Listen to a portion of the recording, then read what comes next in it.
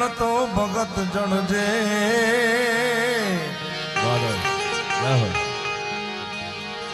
જનની જણ તો ભગત જણજે અનમાડિકા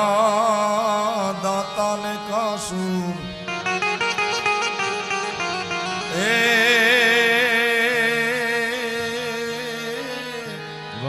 એ માડી નહીં તા રેજે તું તા વાજણી એ થોડા મત રે ગુમાવીશ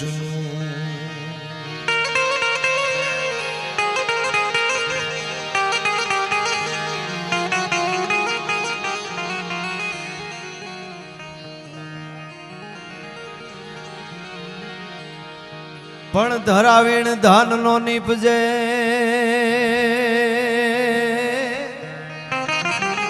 ધરાવીણ ધાન ના નીપજે અનુકૂળ વીણ માડું ન હોય પણ ઓઢા કરજે હળ જખરો નીપજે એની માતા ઓથલ પદમણી હો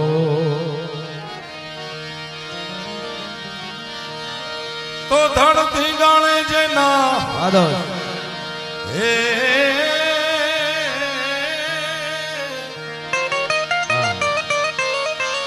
એ ધડતી ગાણે જેના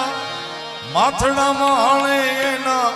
પાળિયા થઈને રે પૂજાવું રે ઘડવૈયા મારે ઠાકુરજી નથી ગામ ઘડવૈયા મારે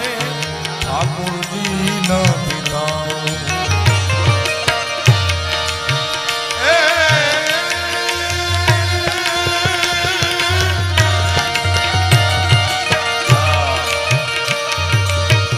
ટોચોમાં ટાચનું લઈ ભાઈ ઘડવૈયા મારે ટોચોમાં ટાચનું લઈ ભાઈ ઘડવૈયા મારે કઈ નથી રે પૂજાવું રે ઘડવૈયા મારે ઠાકોરજી નથી થાવ ઘડવૈયા મારે ઠાકોરજી નથી થાવ ભજવા વિના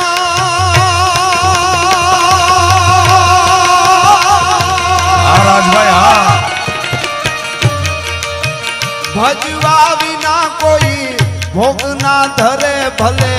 ઈશ્વર અવતરીન આવે આ દુનિયા ત્યાગ ને માથડા નમાવે આ દુનિયા ત્યાગ ને માથડા નમાવે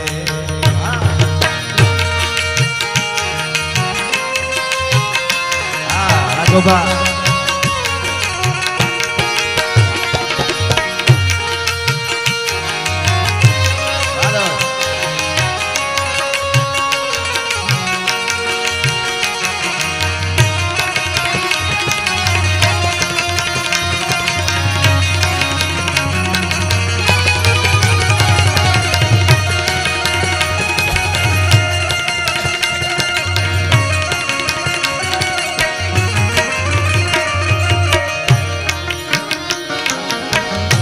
गंगा जी के बोलिया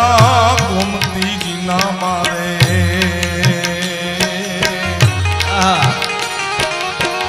निर्गंगा मान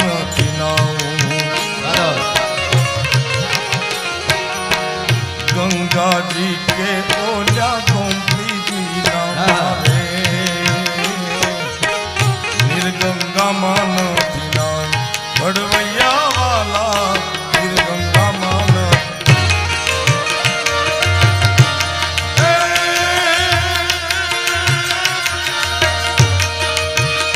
नमती हाजे कोई नमणी विजो गणना नमती हाजे कोई नमणी विजो गणना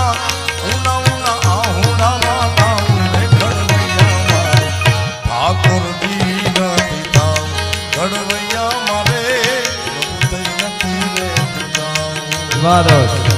बापाए બહુ સરસ વાતો કરી અમારું પડ બાંધી દીધું બાપા તમે તો હા હા હા જેડે તેડે થી નાથીએ કીર્ત હુંદા કામ જો ચીરી જે ચામ તો રાણા રગત નીકળે હા જેણે જગતના ચોકમાં પોતાની પેઢીઓ સુધી લોહી રેડા હોય ને ઈ જ આવું જાહેરમાં બોલી શકે. હજુ બાપાને વંદન કરું છું, ખરેખર બહુ મોટી વાત છે. અને જે કડી ભાઈ બહુ સરસ દાદ બાપુની રચના ગાય છે. હું બે કડી મારી એક બાપા એવી રચના છે જે મુખડું કીધું ભજવા વિના કોઈ ભોગ ના ધરે, ભલે ઈશ્વર અવતરીને આવે આ દુનિયા ત્યાગને માથડા નમાવે.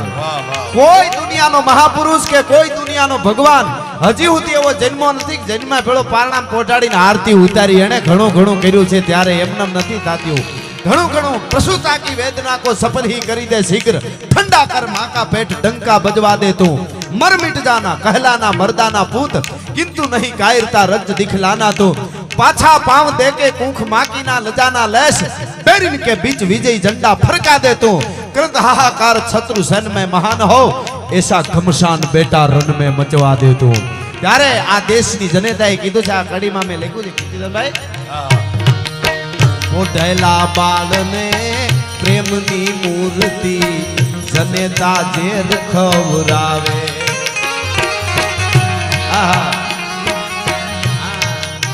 પોઢતા બાળને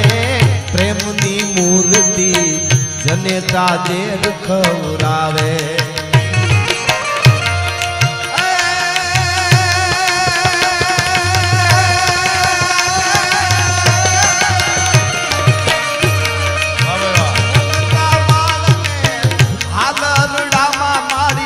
મોતના પાઠ હીખડાવે ઈ ત્યાગને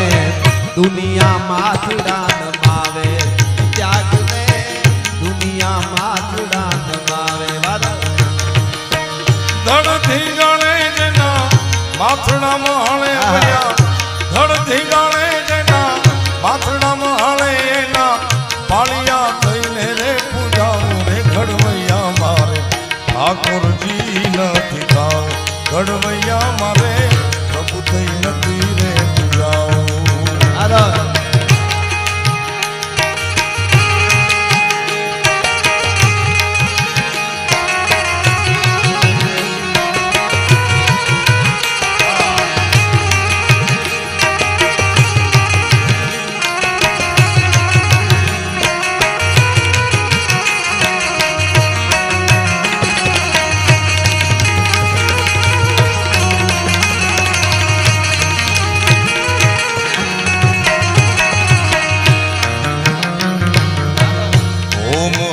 કે ઓલ્યા જગન જાપથી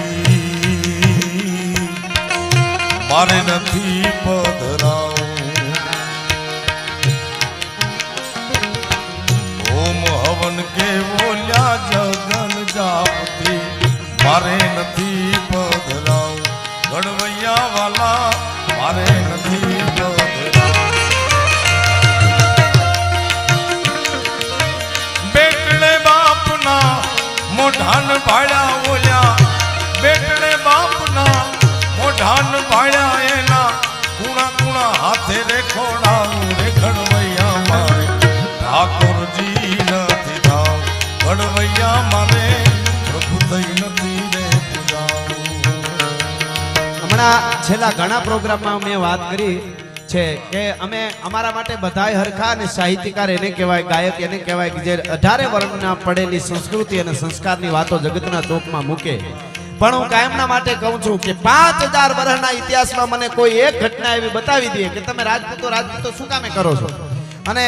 5000 વર્ષમાં એક ઇતિહાસ કે ધીંગાણાનો ઢોલ વાગ્યો અને રજપૂતનો દીકરો ઘોડીને માથે સવાર થઈને નીકળ્યો અને કોકે કીધું ક્યાં જાવ તો કે ગાયું વાળી જાય છે. એ પણ ઈ ગાયું વાળી એક મને ઇતિહાસ 5000 વર્ષનો બતાવે કે ઈ ગાયું વાળી જાય, ઈ તો બ્રાહ્મણની છે, ઈ તો ચારણની છે, ઈ તો પટેલની છે, ઈ તો ઠાકોરની છે, ઈ તો વાણિયાની છે, ઈ તો કુંભારની છે, ઈ તો હુતારની છે, તમારી નથી. તો કે એવું છે, અમને એમ કે અમારું ધણ વાળી ગયા એમ કરીને ઘોડી પાછી વાળી લીધી. એવો 5000 વર્ષમાં એક ઇતિહાસ હોય તો બતાવીજો. ભલા માણસ કોઈની ગાયું વાળી હોય પણ વાર કરજો ધણી, કોઈ હોતો ધણી પ્રજાના સૂરનો થાય ભેટો, પછી કાળજા વેરતો હાદજ્યા સાંભળે પછી કેમ બેહી રહે ક્ષત્રિય બેટો. એટલે એના ઉજળા ઇતિહાસો આજે ઊભા છે. એટલે વાદો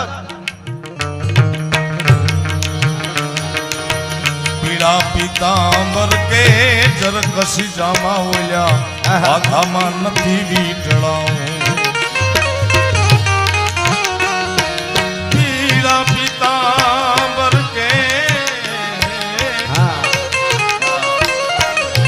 પીળા પિતાંબર તે જય જરકટ જામા વાઘામાં નથી વીંટળાઓ કાઢ્યા તરંગ જણે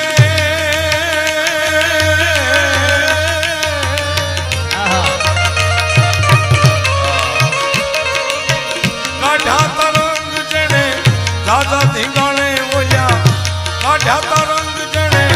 દાદા ધીંગાણે એના સિંદુડે ચોપડાઈ જાવ રે ઘરડિયામાં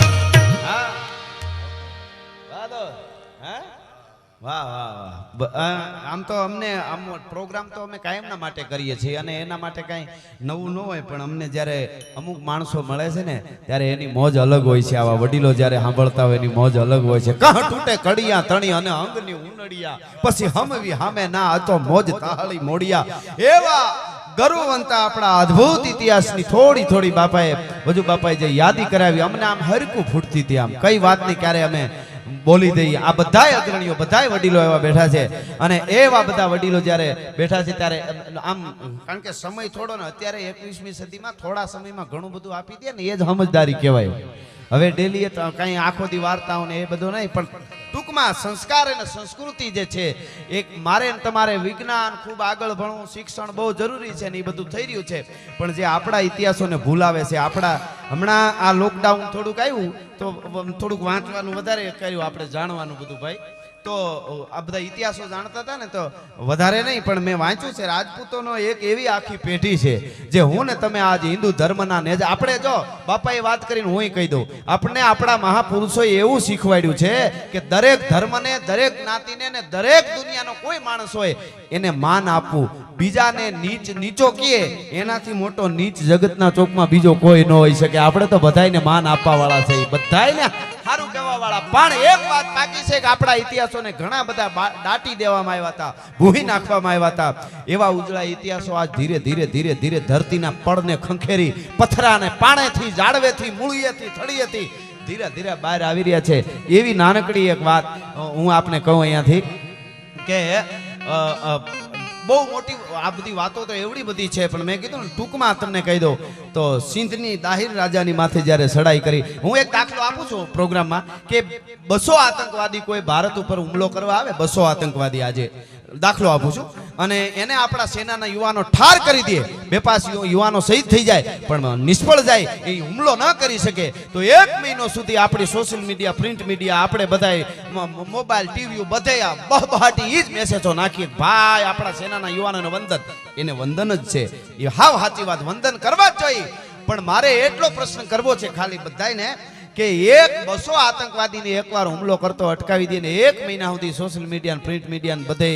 ઇલેક્ટ્રોનિક મીડિયા એ જ આપણે આવતું હોય આવું જ જોઈએ તો એટલી મોજ આવી જતી હોય કે આપણા દેશના યુવાનોને વંદન છે તે રાજપૂતોની એક એવી પેઢી છે જેણે 550 વર્ષ ભારત ઉપર આતંકવાદીનો હુમલો નથી કરવા દીધો એને આપણે શું આપશું આખી વાર્તા હું નથી કહેતો ખાલી દાખલો આપું છું કે બપ્પા રાવલની પાસે રાજા દાહિરને જ્યારે મોહમ્મદ બિન કાસિમ લૂંટવા આવ્યો અને આપણે કઠણાઈ તો એ છે કે આપણા ઇતિહાસો એવા દબાવી દીધા 24 પેગમ્બર માહેના એક પેગમ્બરના પરિવારને આશરો આપ્યો તેની શાહજાદીઓને બ્રાહ્મણ રાજા હતો દાહિર સિંધમાં અને એમને પેગમ્બરનો પરિવાર હતો એમની શાહજાદી એને આશરો આપ્યો હતો અને મોહમ્મદ બિન કાસિમ એના ઉપર જ્યારે ચડાઈ લઈ અને ચડ્યો જ્યારે આવ્યો હા ઝાવડા સાહેબ એ જ્યારે આવ્યો ખાલી 1 મિનિટમાં મારે આવવા મને ખબર છે પછી પાછા અમે બે ભાઈ નક્કી કરી શું કરવું પણ એ જ્યારે આવ્યો અને ટૂંકમાં વાત કરું તો રાજા દાહિર લડ્યો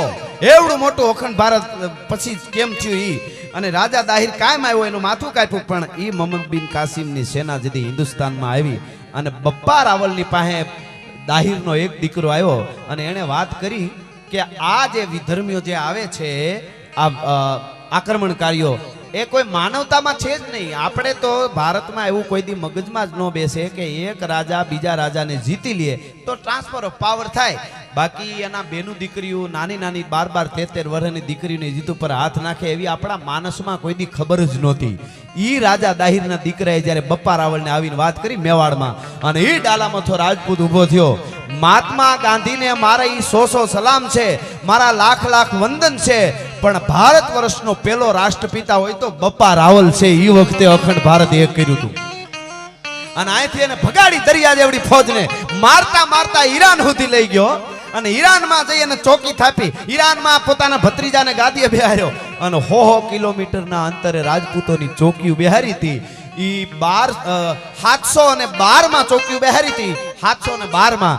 ઈ 1192 સુધી વરહ ગણી લેજો, પેઢીઓ કેટલી થઈ હોય. ત્યાં સુધી રાજપૂતો કપાઈ જાઓ, ભારત ઉપર આક્રમણ નહીં કરવા દેવાનું, મારો કપાવ, મારો કપાવ, મારો કપાવ.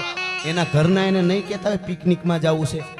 હાલો એન્જોય કરવા, એને પરિવાર નહીં હોય, છોકરા નહીં હોય, પણ મારો બસ મારા દેશને બચાવો, દેશને બચાવો. ઈ બપ્પા રાવલથી